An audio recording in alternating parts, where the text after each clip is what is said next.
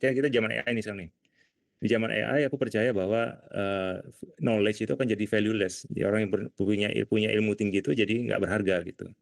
5 tahun lagi atau berapa tahun lagi, ketika kita mau beli sesuatu nggak boleh gitu pakai stablecoin. Alasannya kamu kuotanya udah nggak cukup gitu misalnya gitu. Nah, itu yang berbahaya tuh, Mas. Gitu. Nah, apakah tahun ini bisa nyampe 130.000 Desember?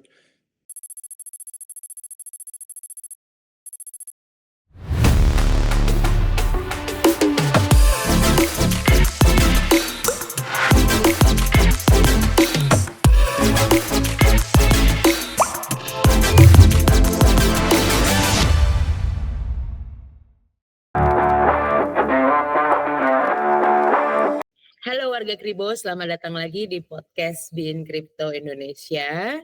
Dan seperti biasa, aku dengan Bey dan partner aku. Hai, gitu. Oke, warga Kribo, kayaknya kalau emang udah selalu nontonin podcast Bin Crypto Indonesia, pasti udah kenal sama yang satu ini dari Bitcoin Indonesia, Mas Dimas Alfaruk. Selamat datang Mas Dimas. Hai KB, hai Mas Gito. Thank you udah diundang lagi Hai. di sini ya. Selamat datang, Mas Dimas. Diundang terus dong. Thank you juga untuk acaranya Bitcoin Indonesia kemarin. Oke, Seru ya. banget. Iya, seru ya. Seru Thank you. banget. Oke, Mas, kita hari ini pengen bahas tentang sistem uang fiat dan bagaimana kita mengaitkan itu dengan Bitcoin gitu ya. Mungkin pertanyaan pertama aku tuh mungkin kalau misalnya bisa dijelasin secara singkat aja nih Mas Dimas, bagaimana sistem uang fiat seperti yang kita kenal sekarang, apakah muncul dari standar emas kah? Ya, jadi kalau bisa dibilang itu thank you KB untuk waktunya ya, untuk pertanyaannya juga. Ini pertanyaan KB tadi mengenai sistem uang fiat itu apakah muncul dari sistem standar emas dulu. Jadi mungkin ada kaitannya ya. Jadi kalau kita flashback sedikit ke sejarah gitu, nggak perlu terlalu jauh, tapi secara singkatnya mungkin dulu karena emas terlalu berat dibawa kemana-mana, orang akhirnya menitipkan emas itu ke dalam suatu gudang gitu, gudang warehouse ya. Dan gudang itu adalah bank gitu, dan bank itu mengeluarkan kwitansi gitu atau paper gitu ya. Dan itu yang dijadikan alat tukar karena orang paling suka. Ya, tapi sejak 1971 gitu ya, di Amerika itu hubungan antara emas dan uang fiat atau khususnya dolar waktu itu diputus. Jadi saat ini sejak 1971 itu kita pure hidup dengan uang kertas yang tidak di-backup oleh apapun. Jadi fiat itu sendiri pun definisinya dari bahasa Latin yang artinya terjadilah gitu loh. It happens gitu. Oke. Jadi kita karena uang fiat itu artinya kita harus put trust gitu sama government gitu ya. This is a government money gitu, bukan people's money gitu. Ya. Dan apa kelebihan sama kekurangannya apa ya istilahnya yang akhirnya mendorong munculnya alternatif seperti Bitcoin ini, Mas Dimas? Oke, baik. Jadi kelebihan dari uang fiat pertama ya simple, hanya butuh kertas gitu ya dan tidak berat seperti emas gitu juga. Dan juga dengan kemajuan teknologi orang bisa kirim dengan cepat dan ringkas lah ya dibandingkan emas dan segala macam. Cuman kelemahan dari uang fiat sendiri itu kalau kita lihat itu adalah kita harus put trust on government, put trust on central banking gitu ya. Untuk tidak mendevaluasi daya beli dari nilai itu sendiri tapi dari segi pengalaman sejarah kita lihat berapa negara lebih dari 100 negara itu setiap kali mereka in charge of money gitu pergi uang fiat mereka punya kecenderungan untuk mencetak lebih banyak daripada yang seharusnya gitu ya. Jadi kalau kita lihat tuh zamannya di sejarahnya Zimbabwe dolar itu ketika zaman Zimbabwe itu pemerintah sampai mencetak begitu banyak gitu dan itu menyebabkan muncul satu banknote yang satu banknote itu nilainya 100 triliun dolar Zimbabwe dolar satu banknote. Dan itu juga zamannya perang dulu juga di Weimar Republic setelah Perang Dunia Pertama itu Jerman mengalami hiperinflasi juga di Weimar Republic. Bahkan itu punya suatu sejarah yang yang unik yang menurut aku miris tapi ironi, tapi ya itu bagus jadi pelajaran bahwa ketika uang dicetak terlalu cepat maka akan jelek efeknya. Jadi contohnya tuh ketika itu ada satu cerita ya, ada ibu-ibu dia pengen beli roti gitu, jadi dia bawa barrels, bawa gerobak gitu isinya uang, karena dulu tuh untuk beli roti itu butuh segepok uang banyak banget gitu. Dia datang ke toko roti, kemudian karena harganya berubah terlalu cepat gitu ya, jadi dia naruh dulu uangnya di pinggir jalan di trotoar sama gerobaknya, terus nawar harga gitu untuk fixing harganya roti berapa gitu. Nah ditinggal aja gitu kan, pas dia keluar dia mau bayar gitu, dia lihat uangnya masih ada di sana gitu, tapi gerobaknya hilang. Artinya adalah gerobaknya lebih berharga daripada uangnya. Iya. Ya. Oke. Dan di Indonesia kita sudah mengalami hiperinflasi 2 kali ya. Jadi 1960 ketika itu ya, habis setelah peristiwa Gunting Syafruddin ya kan, ketika itu dan karena ada hiperinflasi muncul G30 SPKI waktu itu kan, Super Semar dan segala macam, dan 98 waktu itu. Jadi 98 itu karena efek dari faktor 88. Jadi pemerintah Indonesia waktu itu menunjukkan peraturan pemerintah faktor 88 di mana sangat gampang untuk bank untuk didirikan gitu. Nah, bank-bank ini nggak dikontrol ya, minjam uangnya. Jadi banyak bank minjam dalam bentuk dolar dan kemudian meminjam ke rakyat dalam bentuk rupiah gitu. Ketika krisis Asia terjadi, ya mereka nggak bisa bayar karena harga tukar dolar dan rupiah jauh banget gitu kan. Mereka operational cost mereka dalam rupiah, tapi hutang mereka dalam dolar gitu. Dan banyak kolaps. Mungkin satu yang terkenal ya sampai sekarang masih terkenal tuh Bank Senturi kan, kasus Bank Senturi gitu. Nah itu efek dari uang fiat itu begitu. Jadi ketika kita mempercayakan sirkulasi uang dan juga uang itu pada satu entitas, dan rata-rata itu akan nggak bagus hasilnya gitu ya. Jadi dan itu selalu berulang dari tahun ke tahun. Sekarang kita dalam fase di mana kita akan mendapatkan likuiditas juga yang baru ya, dengan Menteri Keuangan yang baru juga gitu. 200 Nah, triliun ya? menurut dia bagus, ya mungkin memang bagus short term, tapi dalam sistem yang sekarang dengan sistem fiat yaitu fractional reserve banking gitu ya, itu long term nggak bagus gitu. Oh, apa tuh nggak bagusnya Mas? Karena dia pertama kan familiar nggak dengan istilah fractional reserve banking? Frictional, iya. Jadi kalau misalnya boleh aku jabarkan sedikit bagi teman-teman yang nggak tahu ya, di fractional reserve banking itu ketika kita naruh uang di bank gitu ya, misalnya 100 gitu, itu yang disimpan sama bank tuh hanya 10, 90-nya dipinjamin ke orang lain gitu. Dan nanti dari 90 itu dibungakan lagi 90. Jadi harinya dari 200 triliun itu nanti bisa jadi 2000 gitu.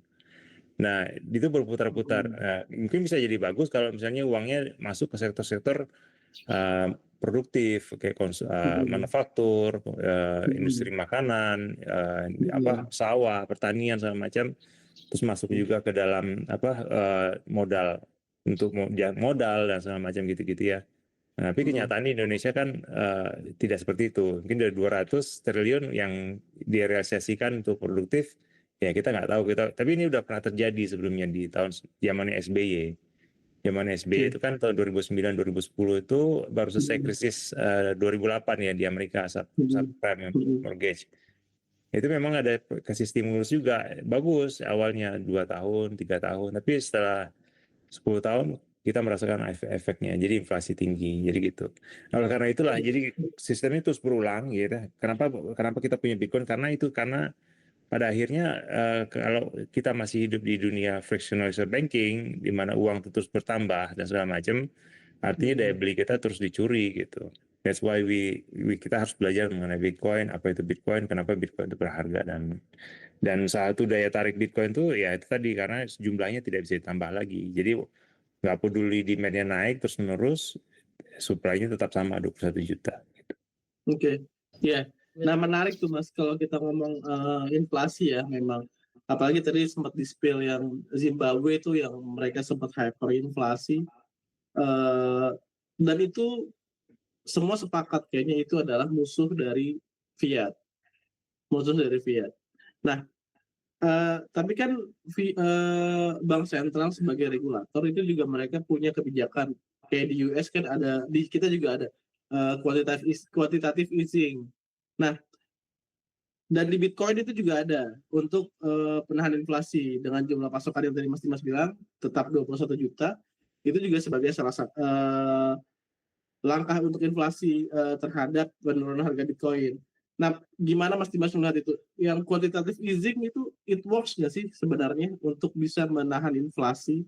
Dan apakah benar jumlah pasokan Bitcoin yang tetap 21 juta itu sebagai barrier menahan inflasi dari harga Bitcoin itu sendiri? Oke, jadi pertanyaan tentang apakah quantitative easing itu bisa menahan inflasi dan juga Bitcoin itu bagaimana, apakah bisa jadi solusi gitu ya. Oke, thank you buat ininya. Jadi menurut aku tuh di quantitative easing itu tak lain hanyalah menambahkan jumlah uang, pasokan uang yang ada di masyarakat ditambah lagi gitu. Nah itu analoginya kayak orang lagi kena tusuk gitu, kena sayat gitu ya, atau dia lagi perang kena tembak, suntikan painkiller gitu. Atau kita lagi sakit minum Panadol gitu. Iya, Tapi core issue-nya nggak diobatin. Nah, nggak sembuh ya? untuk short term-nya mungkin 8 jam minum Panadol, kita fine-fine aja. Habis setelah itu kita Iya. kelingan lagi gitu kan. Kecuali kita istirahat sama macam gitu-gitu. Jadi quantitative easing itu memang bagus untuk stimulus, bagus untuk memberi. Aku bukan ahli ekonomi ya, mungkin correct me if I'm wrong gitu ya. Jadi tapi yang kulihat itu adalah ketika dikasih stimulus memang oke, memang have fun, memang enak semuanya, kelihatan semuanya bagus gitu ya. Tapi selama core issue-nya bahwa hutang kita makin tinggi, kemudian juga industri manufaktur kita mulai menurun, kemudian kita kurangan foreign direct investment, kemudian kita kurangan industri-industri yang inilah, yang di luar jasa lah gitu, yang betul-betul kita membuat nyerap tenaga kerja.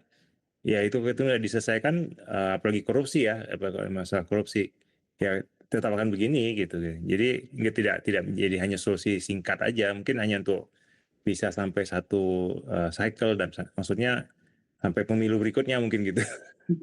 mungkin ya, tapi mungkin Sebelum juga saya pemilu salah kayaknya. gitu. Hah? Sebelum pemilu kayak. Ya mungkin saya bisa salah mungkin ya, tapi yang pasti banyak orang lebih pintar pada saya dari ahli ekonomi gitu. Saya hanya POV saya aja yang melihat gimana yang sudah gitu kemarin dan mengalaminya juga gitu.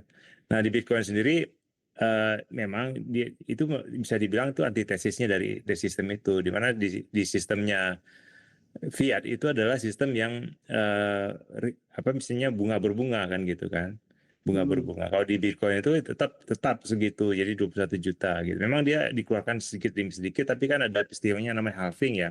Awalnya inflasinya tinggi, kemudian lama-kelamaan jadi inflasinya jadi nol gitu.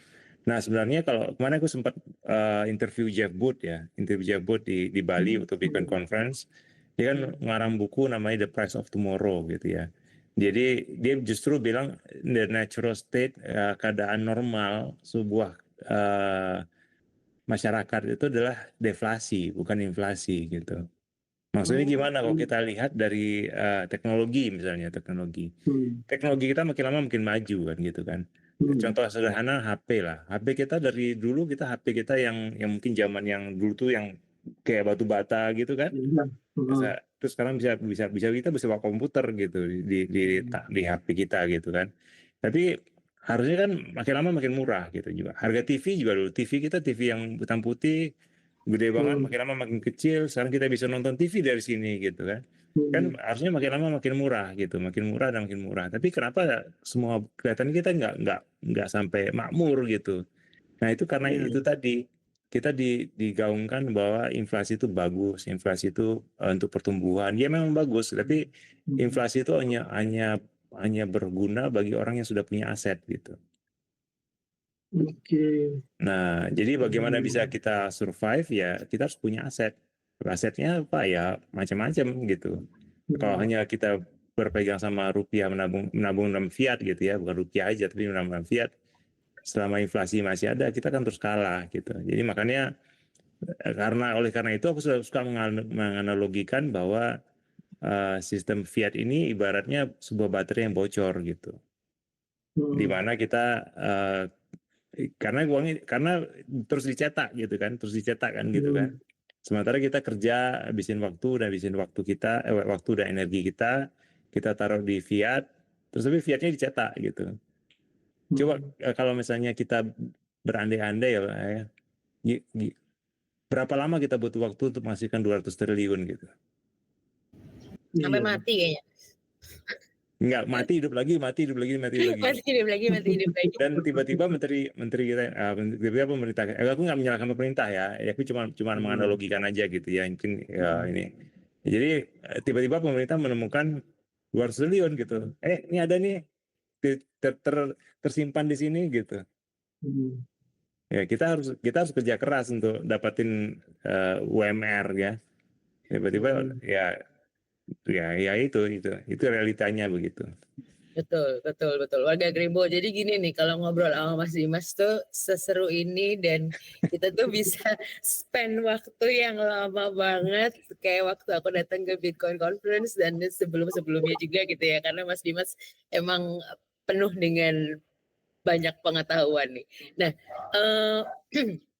terkait yang tadi tuh Mas, untuk kayak krisis kepercayaan masyarakat terhadap institusi perbankan nih Mas Dimas.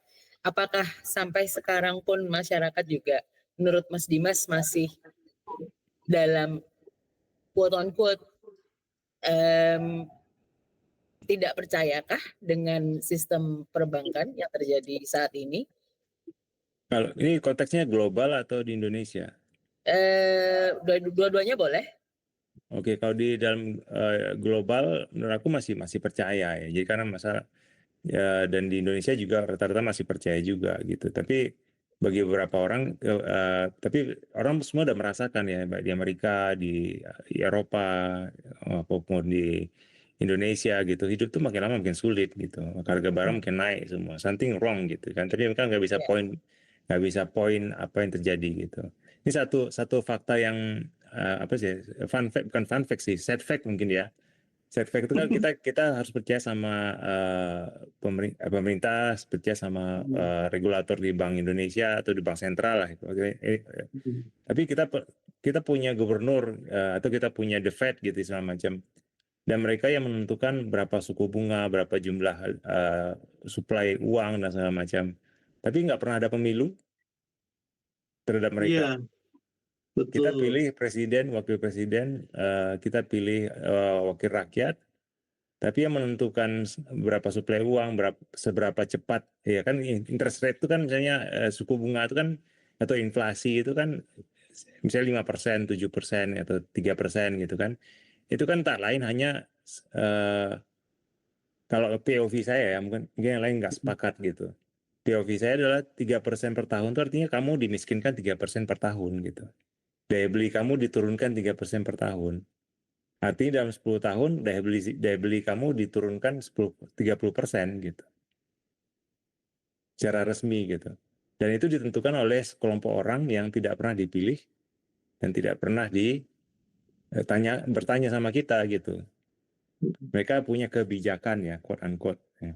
Punya kebijakan ini baik untuk kita gitu. Tapi kita nggak pernah dimintai pendapat. Ya. Gitu. Ya, jadi menurut aku kan udah banyak banget orang yang mengalami krisis kepercayaan nih ya, kalau aku boleh bilang gitu ya.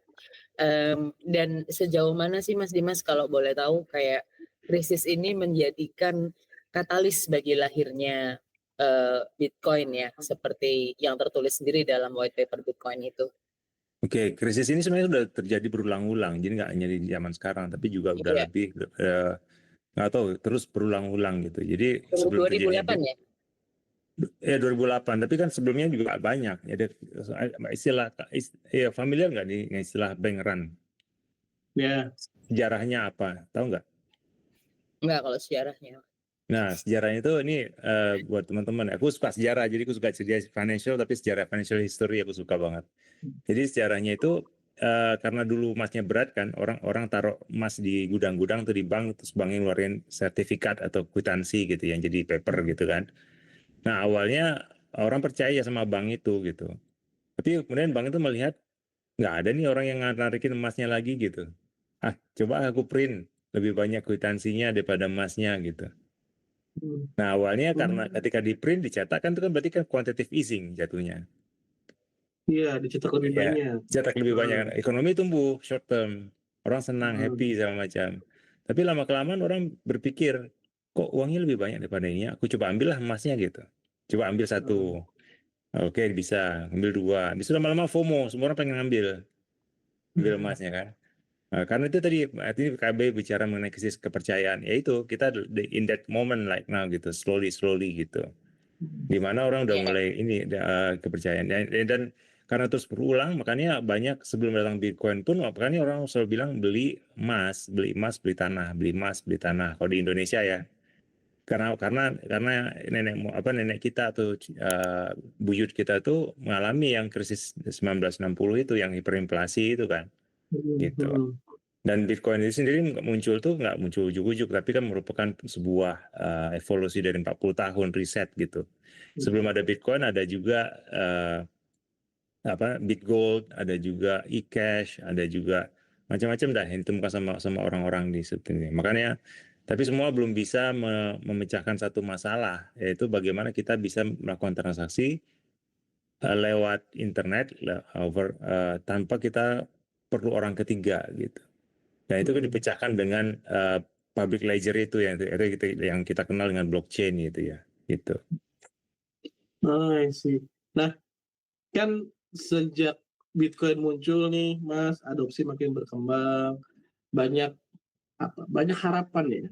Eh, Bitcoin ini someday somehow bakal jadi alat pembayaran. Nah, kalau di fiat kita bisa nih, fiat itu kan bisa kita dihitung. interrupt. Udah jadi tapi versi redeem. Iya, iya. Bisa itu bisa. Cuma kalau di fiat itu kan kita biasa nih jadi alat hitung, alat tukar, alat penyimpanan nilai, ya kan? Nah, sebenarnya oke, banyak orang berharap Bitcoin bisa seperti itu juga. Tapi bagaimana dengan volatilitasnya? Kayak contohnya hari ini, saat The Fed mengumumkan pangkas suku bunga, sempat naik tuh, tapi turun lagi. Nah, gimana tuh Mas? Maksudnya fiat bisa dibilang berarti Bitcoin lebih volatile dibanding fiat, dan bagaimana Mas Dimas memandang hal itu? Oke, tadi pertanyaan mengenai volatilitas Bitcoin dan tadi juga ada argumen bahwa fiat itu lebih stabil gitu ya. Itu aku sepakat. Memang fiat lebih stabil, tapi stabil turun daya belinya gitu. Stabil turun daya beli. Iya kan, terus menurun gitu kan. Terus juga dia, Mungkin itu nggak tapi terasa kali.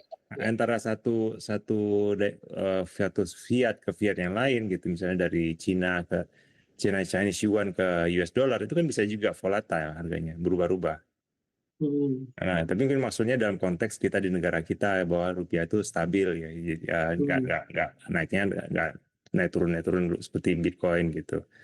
Ya itu memang jadi aku melihat masa depan itu nanti mungkin ada dua parallel sistem di mana Bitcoin itu bisa menjadi alat pembayaran, tapi juga bisa jadi store of value. Jadi use case terbesar dia itu adalah store of value gitu. Nah, jadi kalau di evolusi dari uang fiat itu nanti bisa jadi stable coin gitu. Stable coin kan dipakai kan dan uang Bitcoin akan jadi store of value yang terbesar gitu. Jadi itu ada teori bad money uang PNJ itu kan dihapuskan kan dibelanjakan lebih dulu daripada uang yang bagus gitu. Nah, itu jadi tapi kemudian itu sudah kita lakukan sih. Sebenarnya itu pertanyaan yang menurut aku tuh solusinya gampang. Solusinya adalah ketika kita transaksi gitu ya. Transaksi misalnya kita dalam komunitas kita ya redeem Bitcoin itu kita selalu denominasinya dalam bentuk Bitcoin misalnya atau denominasinya dalam bentuk rupiah gitu.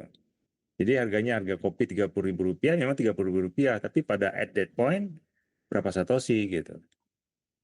Oh iya, iya. Berarti sebagai alat hitung dia bisa juga ya, tapi menggunakan satoshi ya.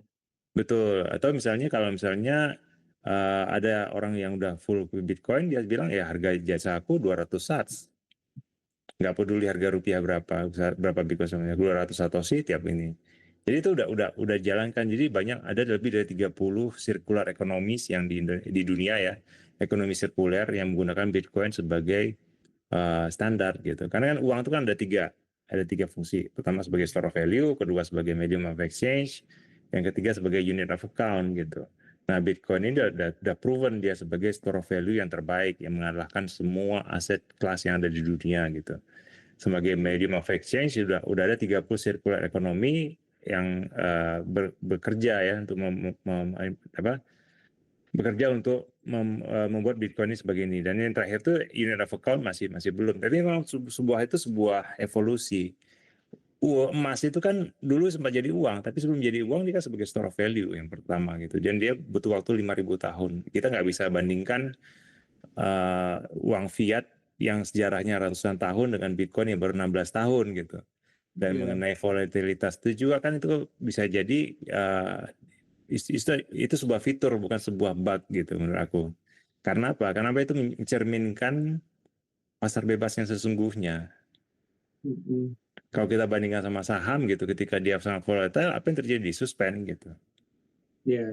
Ya, justru karena dia sangat free gitu dan 365 hari 24 jam kerjanya, dia bisa dia akan mengikuti supply and demand, pure supply and demand, nggak ada yang bisa manipulasi gitu. Tapi ketika kita transaksi, itu kita bisa ngikutin dua metode itu, either kita unit of account atau harga barang ini dalam satoshi atau dalam rupiah atau dalam fiat yang dikonversi ke satoshi gitu. Yeah, I experienced that sih in your conference. Iya, nice. Oke, ini tadi kan ngomongin tentang volatilitasnya Bitcoin ya. Mas Dimas mungkin nggak ngerti kalau kita kan di BIN Crypto Indonesia kita juga punya grup Telegram untuk komunitas dan mereka di situ tuh suka main future gitu. Jadi volatilitas ini tuh sering dimanfaatkan oleh orang-orang untuk menambah cuan gitu ya. Jadi kalau ada sabda mereka suka nggak tidur. Nah, untuk warga Kribo yang belum tahu, Telegram kita bisa di-subscribe dulu. Di sana juga banyak suhu-suhu yang ngajarin entry-nya kapan, TP-nya kapan. Wah, menarik nih. Iya, Mas Dimas harus gabung tuh. Soalnya di sana banyak suhunya. Jadi volatilitas Bitcoin dan altcoin itu menjadi cuan buat orang-orang di komunitas BIN Crypto Indonesia. Oke, Mas, aku pengen tahu juga nih tentang tantangan ya, karena kan Bitcoin kayak contohnya kayak di El Salvador gitu menjadi tonggak sejarah ya yang istilahnya mengadopsi Bitcoin sebagai alat pembayaran yang sah gitu kan. Dan apa tantangannya untuk negara-negara berkembang lainnya nih untuk ini? Ya, mungkin dari ekonomi, sosial dan teknis ya. Oke, dari jawaban aku paling adalah edukasi. Jadi untuk El Salvador itu memang dia mengadopsi Bitcoin sebagai alat pembayaran, tapi itu datang langsung dari top down, dari government ke rakyat gitu. Tanpa adanya edukasi, tanpa adanya sosialisasi dan segala macam gitu. Dan ketika dia dapat airdrop kan, saya kan dia airdrop kan download wallet Chivo gitu dapat $20. Itu dari hasil survei itu 80% sampai 90% orang nguangin Bitcoinnya dapetin $20 itu dan dibelanjain langsung gitu. Nah, edukasi itu tantangan terbesar, tapi bagi orang-orang yang apalagi di Indonesia ya di komunitas kita tuh yang sudah ngerti, mereka justru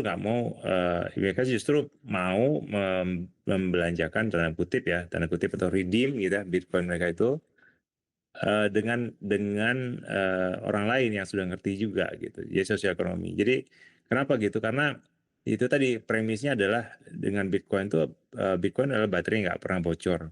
Artinya kalau kita meredeem sats kita gitu yang kita dapatkan dari kerja-kerja kita, berarti kita memberikan apresiasi tertinggi kepada orang yang yang pengen jasa kita gitu. Contohnya misalnya kita pengen appreciate seseorang karena dia melakukan gardening gitu kan, gardening atau berkebun gitu ya.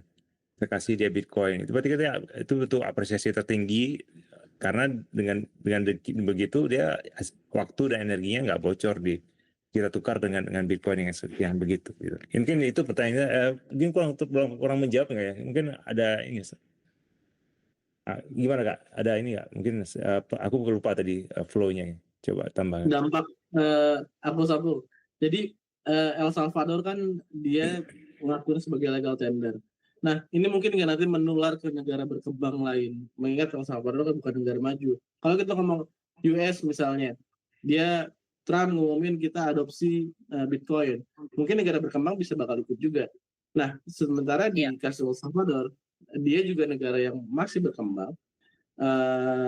Sementara dia sudah mengumumkan akan menggunakan Bitcoin sebagai legal tender dan penyerapannya ternyata tidak sempurna. Nah, apakah ini nanti akan mempengaruhi minat dari negara berkembang juga untuk melakukan hal yang sama? Dalam arti mungkinkah itu mempengaruhi kepercayaan terhadap Bitcoin nantinya sebagai legal tender? Enggak, aku pikir nggak ada hubungannya ya. Jadi itu kan case by case menurut aku. Dan di Amerika pun, walaupun dia belum jadi legal tender, orang banyak itu yang accept Bitcoin gitu. Bitcoin masih boleh dijadikan alat pembayaran gitu.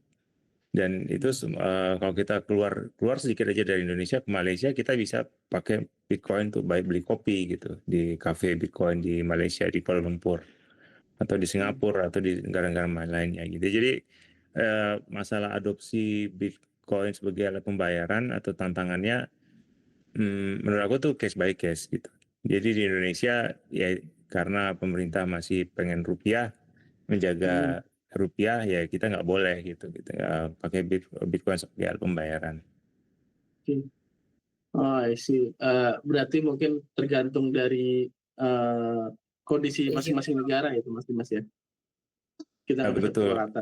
Sekarang kalau kita lihat trennya El Salvador malah sedih ya. Jadi tadinya banyak dia karena dia sejak nerima utangnya IMF gitu, dia malah menarik sebagian peraturan tentang Bitcoin itu yang tadinya sangat pro Bitcoin jadi kayak lebih kurang gitu. Ya karena itu prasyarat dari IMF sebagai pemodal ya.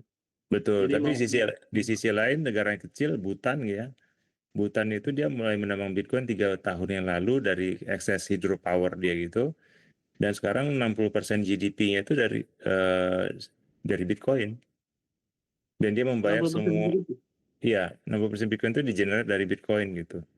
Dan dia membayar semua ASN-nya tuh dengan Bitcoin gitu.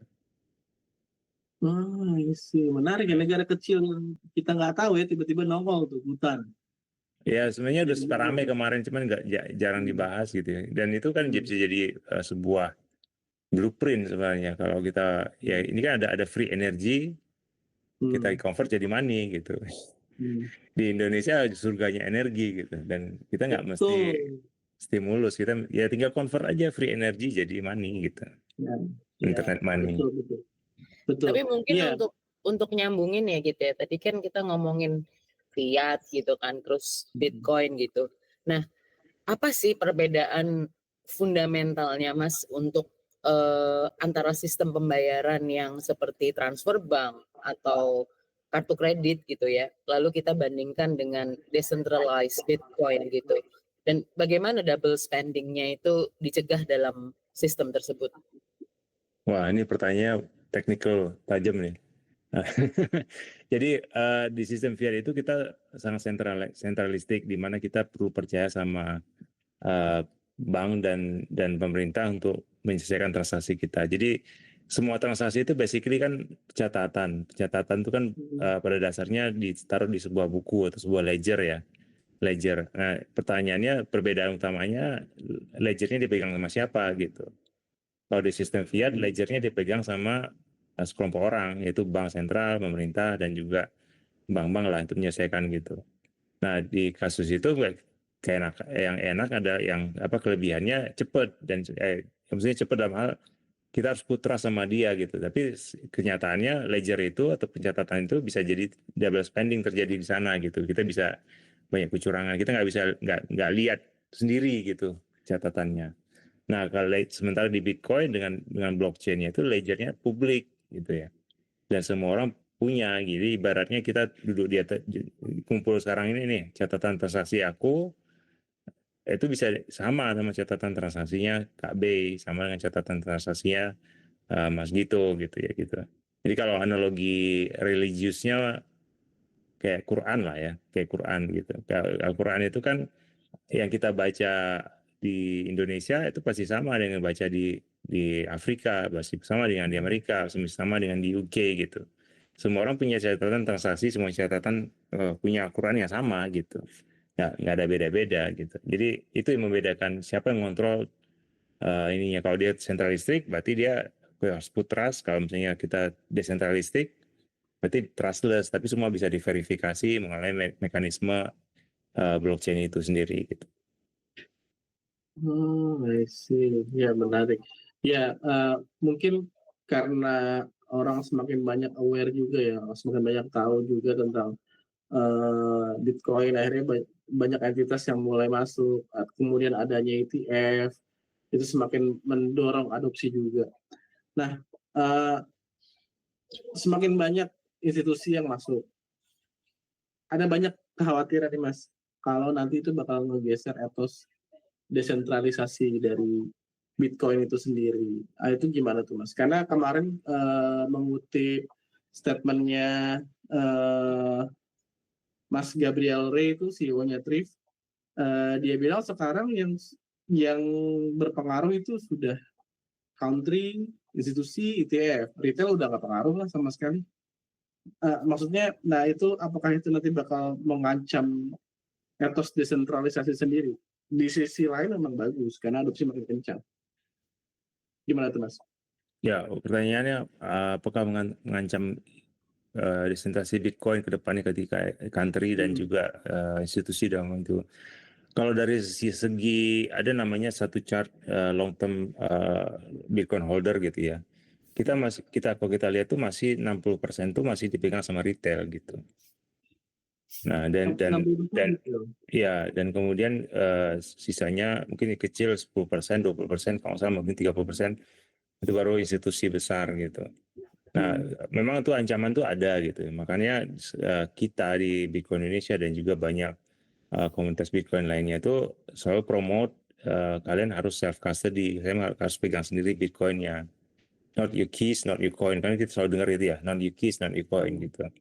Nah, kenapa? Karena superpowernya Bitcoin itu, ya itu tadi ketika kita pegang sendiri, ketika kita pegang sendiri, kita bebas, kita menjadi orang yang berdaulat untuk mengirim, menerima, dan menabung Bitcoin semau kita tanpa di arahan orang lain gitu. Nah, tapi apakah bisa mengancam desentralisasi Bitcoin?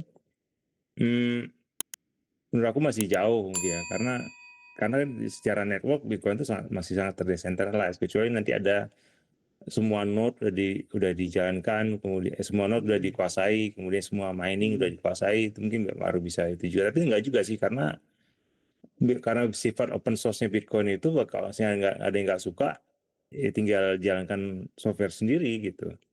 Jadi desentralisasi itu akan hancur ketika orang naruh duitnya itu nggak disimpan sendiri, Bitcoin nggak disimpan sendiri, tapi dititip ke orang lain gitu. Jadi semua ini aku lihat, aku kan udah 3 cycle di dunia Bitcoin dan kripto ini. Jadi aku lihat mirip-mirip sih. Tahun kemarin itu cycle-nya FTX, Celsius segala macam gitu ya. Sekarang cycle ini institusi, negara segala macam. Nah, itu short term bisa mempengaruhi harga, tapi long term yang pemenangnya pasti orang yang memegang kunci Bitcoin-nya sendiri gitu. Menurut aku gitu ya. Oh, I see. Berarti lebih bagus kita invest sendiri ketimbang kita ikut ETF ya, beli ETF ya. Iya, dan banyak misalnya kalau misalnya aku kasih contoh ya, gini nih satu device. Tahu nggak nih device apa? Hujan. Ini namanya seed signer. Seed signer tuh basically untuk tempat kita mengakses wallet kita gitu. Dan ini yang menarik adalah ini di 3D printed. Kemudian ini kita bisa beli di pasar, di Tokopedia. Jadi kita bisa bangun wallet kita sendiri. Tapi cold wallet kan mahal ya Mas. Ini cuma 500.000. Oh iya. Bisa bikin Oh ya? DIY 500.000. Aku dibantu sama teman-teman, ada build, jadi ada kamera di belakangnya, ada board, terus belakangnya ada Raspberry Pi dalamnya ya, semacam mini PC gitu, terus di 3D print 10 ribuan, 17 ribuan. Dan kita bisa create wallet dengan ini, dan kita cold wallet gitu. Dan juga kalau misalnya permasalahan mengenai mahal, itu relatif, karena banyak juga yang wallet-wallet harga 600-700 ribu, dan kita punya partner sekarang di Bitcoin Indonesia, teman-teman bisa beli di situ yang harga murah gitu. Menarik tuh Mas ya. Berarti bisa tuh Bang pakai cold wallet dari Bitcoin Indonesia. Iya, Iya. tapi ini Bitcoin only ya, jadi hanya untuk Bitcoin. Ini untuk komunitas warga Kribo Bin Crypto Indonesia ada diskon khusus atau gimana nih? Kalau ini aku bisa ngajarin, tinggal beli aja sendiri masing-masing di toko, Diskonnya Mas, bukan belinya. Oh, diskon ngajarin ya. Diskon ngajarin. Nah, Oke. masih soal adopsi nih Mas. Nah, regulasi kan menjadi isu sentral tuh dalam hal adopsi. Dan masing-masing negara punya pendekatan yang berbeda. Kayak Uni Eropa, China, US. Itu jadi tantangan nggak sih untuk adopsi Bitcoin sendiri? Dan Ya, untuk saat ini apa risiko terbesar yang jadi masalah bagi Bitcoin dalam hal regulasi? Oke, kalau menurut aku bisa jadi tantangan dalam hal adopsi Bitcoin, karena beberapa regulasi yang memban transaksi, ngeban mining segala macam, itu bisa jadi tantangan. Jadi kayak Cina pernah berapa kali ngeban, kemudian Amerika juga pernah melakukan choke point ya, jadi kayak di bank-bank yang pro kripto ditutup dan segala macam. Ya, jadi menurut aku sih bisa jadi regulasi bisa, tapi tapi aku percaya ya, Bitcoin itu sendiri secara network tuh nggak bisa dihentikan gini. Pemerintah bisa menghentikan kita membeli Bitcoin pakai fiat mereka gitu ya, atau menjual Bitcoin menjadi fiat mereka gitu. Kalau itu dilarang, di-ban gitu, atau di aktivitasnya dihentikan, ya tinggal transaksi pakai dari satu Bitcoin ke Bitcoin yang lain aja, nggak perlu masuk dalam sistem fiat gitu. Itu kata-kata dari Andreas Antonopoulos ya, bukan aku ya, karena kalau dari aku tuh kayaknya aku jadi kayak rebel ya, enggak. Si Andreas Antonopoulos sebuah edukator Bitcoin, dia bilang gitu. Jadi kalau lu ngeban on ramp dan off ramp gitu, ya udah kita nggak akan pakai, kita transaksi pakai Bitcoin aja gitu. Dan sementara transaksi di jaringan Bitcoin itu nggak bisa dihentikan kan gitu. Ya artinya mau regulasi berjalan seperti apa juga perkembangan Bitcoin tidak bisa dihentikan ya. Tidak bisa dihentikan. Jadi kayak orang udah nemukan api gitu, dan rasakan enaknya api, terus api yang mau dipadamkan pasti nggak ada yang mau dipadamkan. Dan berusaha cari cara untuk bikin api baru lagi gitu. Betul, kayak misalnya kemarin itu kan di Nepal ya, ada rusuh gitu ya, ada rusuh. Ya. Aplikasi BitChat, tau nggak? Aplikasi BitChat tuh dipakai sama orang warga Nepal. Oke. Dengar nggak? Pernah dengar nggak? Sih.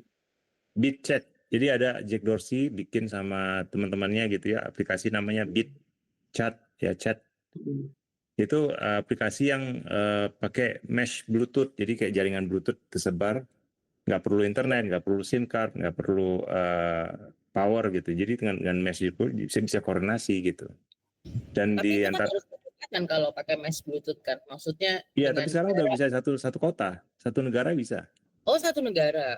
Nah, satu negara bisa, dan sekarang nggak perlu pakai internet, SIM dan segala macam, dan fully private, dan kita bisa kirim Bitcoin gitu.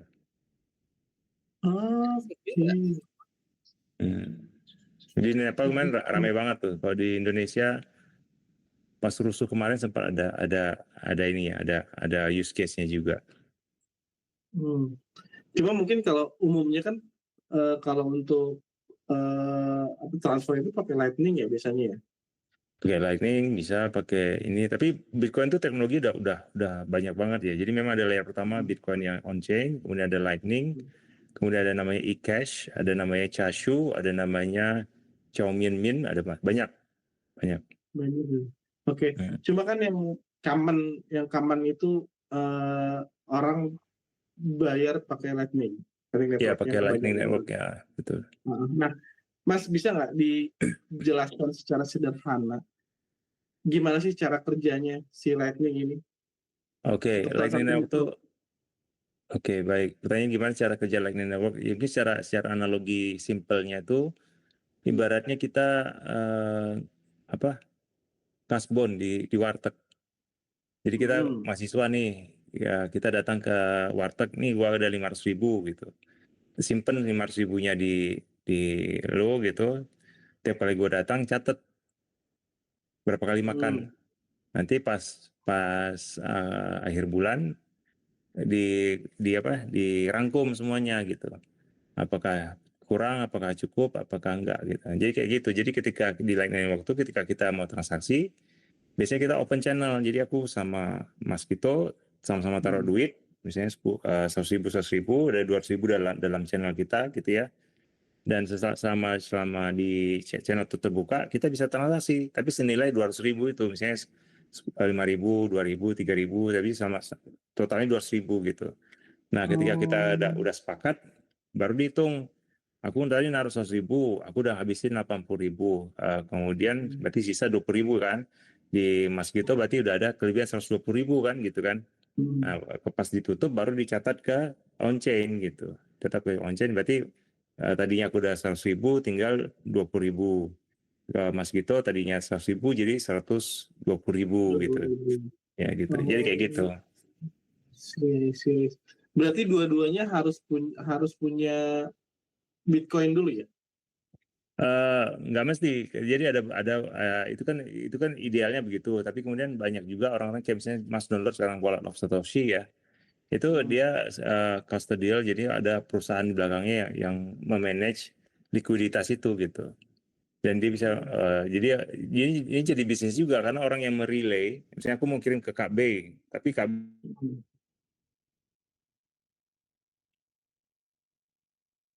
di antara aku sama KB yang merelay gitu.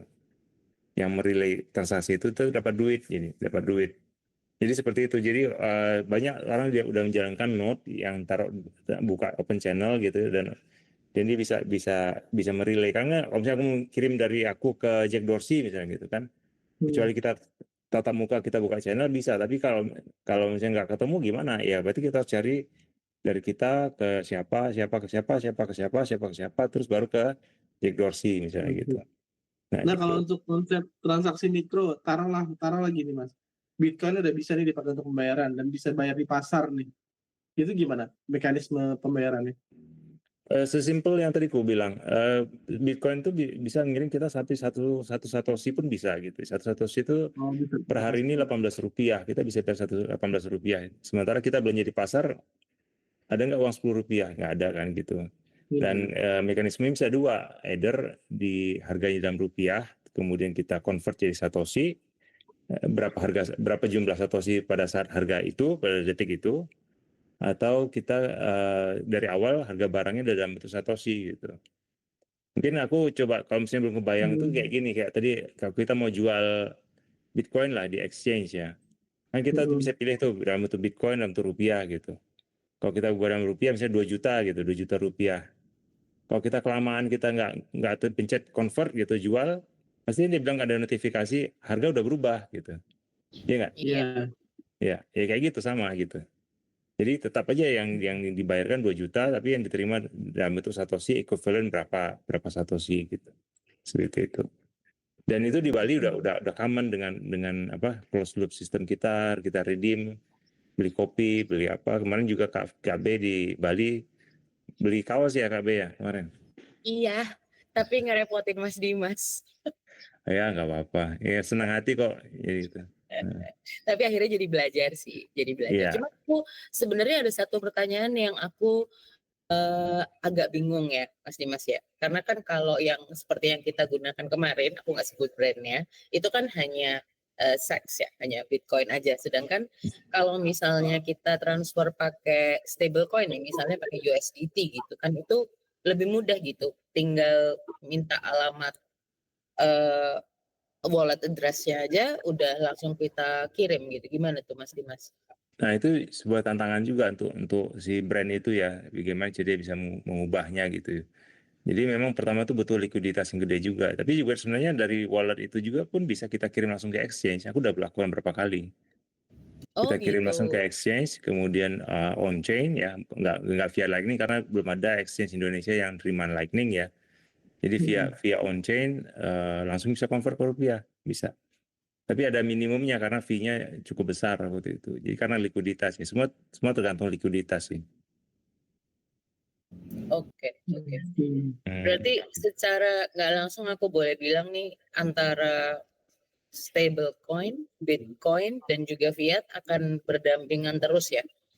Atau Ya, akan ada salah satu yang nantinya akan dipakai untuk menjadi alat pembayaran nih, khususnya di Indonesia ya Mas? nah kalau aku pribadi, aku melihat ya berdampingan, sepakat. Jadi aku melihat Bitcoin akan jadi pilihan utama untuk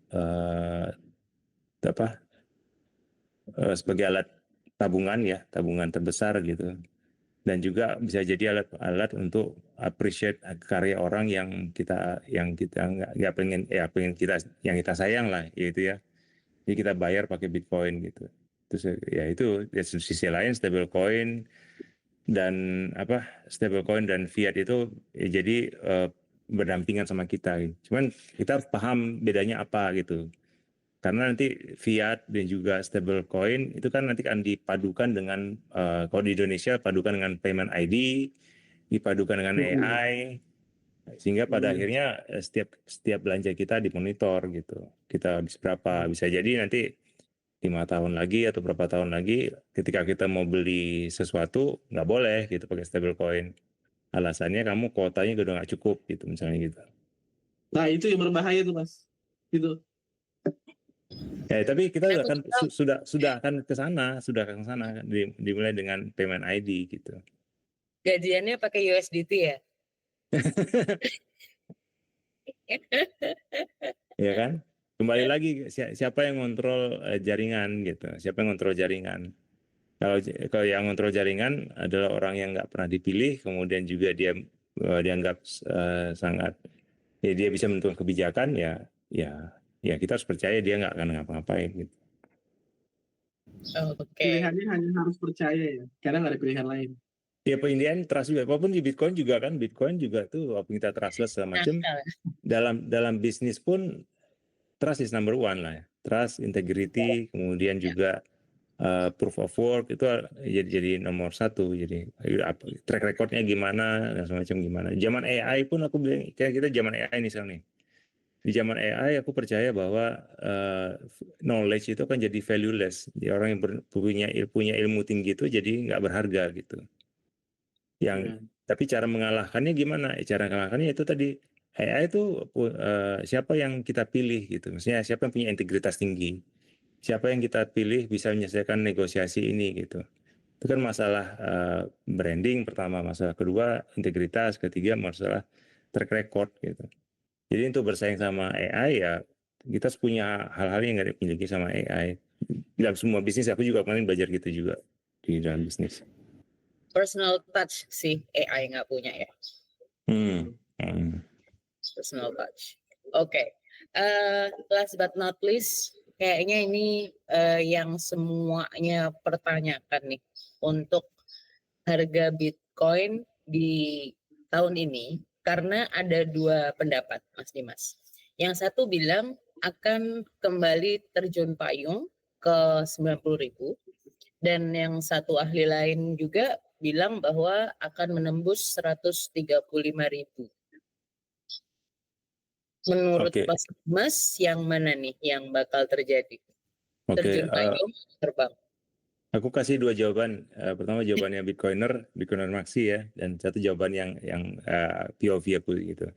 Kalau Bitcoiner Maxi bilang satu Bitcoin harganya satu Bitcoin gitu, nggak berubah. I see. Tapi kalau di sini aku tadi punya di yang kedua tadi pertanyaan itu 135.000 atau gimana? Aku melihat awalnya aku berpikir cycle-nya udah berakhir Desember ini atau Januari ini. Tapi aku agak shifting karena ketika aku lihat hari ini kan The Fed baru motong suku bunga, nanti ada 3 kali cut lagi segala macam. Terus tahun depan juga ada midterm election gitu kan. Si Trump kan pasti pengen member parlemennya dipilih lagi gitu. Jadi pasti dia akan mencoba membuat ekonominya jadi hot gitu ya, jadi running hot gitu.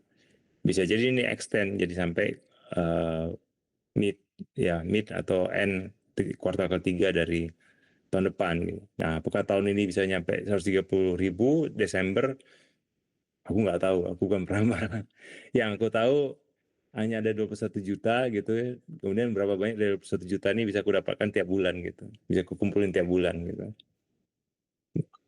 Ngerti nggak? Iya. Fokusnya untuk kepemilikan ya, nggak peduli harganya berapa ya. Iya, jadi hanya ada 21 juta. Institusi besar udah koleksi, negara udah koleksi. Berapa banyak dari 21 juta yang bisa aku dapatkan gitu. Ya, aku jadi hidup kalau aku udah punya mindset itu, jadi yang bisa aku lakukan hari ini ya kerja keras gitu, ngumpulin banyak duit, karena Bitcoin. Ya, nggak perlu kita lihat harga berapa, panik sell, FOMO apa segala macam, nggak usah. Buy terus. Buy rata kanan. Kalau di komunitas Telegram Bin Crypto Indonesia kita suka bilang serok di lembah. Nggak, serok di lembah ya, asik. Mas Dimas harus gabung biar tahu serunya. Ya, kirimin linknya nanti ke gabung. Siap, oke. Nanti linknya juga bakal aku taruh di podcast ini ya teman-teman. Oke, thank you Mas Dimas waktunya untuk hari ini. Kayaknya kalau mau ngobrol panjang mah kayak yang kemarin di ini di cafe itu tuh. Kelar kita ngobrol deh kan, ngalor ngidul kemana-mana. Tapi anyway, thank you Mas Dimas untuk waktunya hari ini. Semoga kedepannya kita bisa ngobrol-ngobrol lagi dengan topik yang lebih menarik juga ya Mas Dimas ya. Dan thank you juga Kak Bay. sama-sama. Thank you juga Mas Gito ya untuk waktunya, dan semoga ada insight yang didapatkan dari obrolan kita hari ini. Banget. Oke. Thank you warga Kribo yang udah nonton podcast ini. Jangan lupa untuk subscribe Telegram Bin Crypto Indonesia, dan juga yang pengen lebih kenal dekat sama Mas Dimas boleh gabung ke komunitasnya di Bitcoin Indonesia. Bye-bye. Dadah. Bye-bye.